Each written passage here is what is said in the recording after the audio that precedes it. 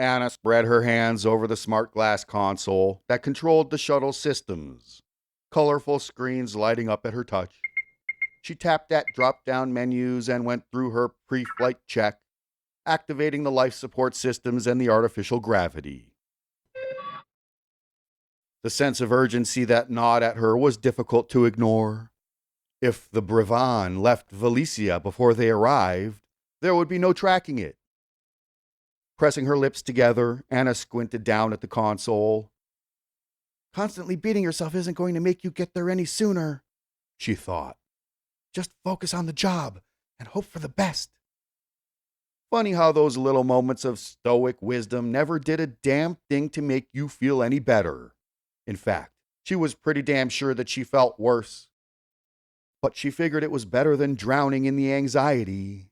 That was not an emotion that Anna felt often. Normally, she knew exactly what she wanted, and she launched herself at it like an arrow from a bow. But now, there was this pressure to demonstrate that keepers could actually keep the community safe.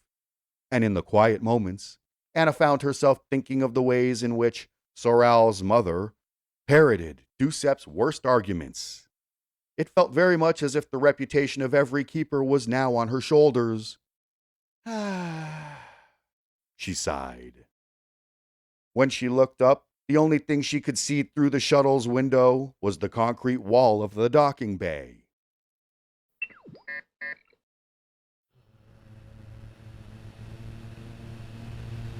The engines began to hum as she powered up the gravitational drives. Anna swiveled her chair around. At the back of the cockpit, Jack and Melissa stood side by side. They were both in black pants and matching t-shirts under armored vests. Though Jack looked tense, and Melissa excited. With a cheeky grin, Anna shook her head again. We'll be on our way shortly. Jack, why don't you double-check the tactical systems? We don't want to show up to the party without the right accoutrements. Right. He sat down at a console on the starboard side of the cockpit and began tapping away, his expression one of focused concentration. Particle beams fully charged. Shield emitters ready. All right then. Let's go. Upon turning around, Anna was exposed to the harsh glare of sunlight through the window as a hatch in the shuttle bay's ceiling opened to accommodate their departure. All of her instruments said that they were ready to go. Touching the navigational controls with her right hand, she engaged the shuttle's VTOL systems and watched as they began to ascend.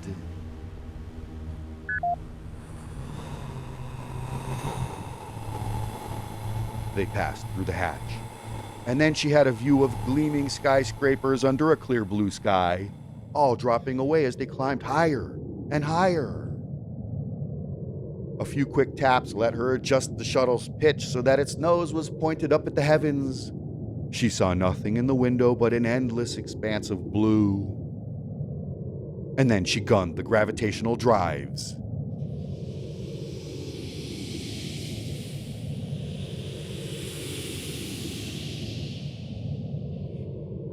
There was no jolt of inertia. Everything inside the shuttle accelerated at a uniform rate. Though they were speeding upward at incredible velocity, they may as well have been sitting motionless on the ground for all her body could tell. The blue sky began to darken, to be replaced with faintly twinkling stars, and then the last of the atmosphere gave way. It took a few minutes, but when they finally broke orbit, the navigational computer beeped to inform her that a warp jump was possible. Closing her eyes, Anna inhaled through her nose and then nodded once. Okay, she said softly. Plotting a course for the Valicia system. We'll be gradually accelerating until we clear our solar system, at which point we'll be traveling at 27.5 kc. She pressed her palm to the console,